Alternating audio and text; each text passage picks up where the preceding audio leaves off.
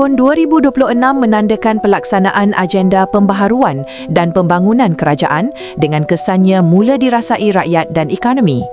Menteri Keuangan kedua, Datuk Seri Amir Hamzah Azizan berkata, momentum ini dipacu oleh permulaan Rancangan Malaysia ke-13 yang menetapkan hala tuju ke arah masa depan lebih berdaya tahan, bernilai tinggi dan inklusif.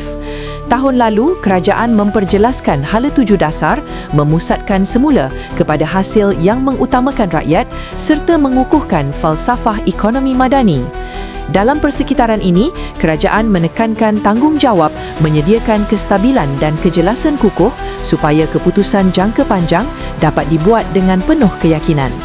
Menerusi inisiatif Gear Up, kerajaan bekerjasama dengan syarikat pelaburan berkaitan kerajaan untuk menggerakkan pelaburan domestik berjumlah RM120 bilion dalam tempoh 5 tahun akan datang.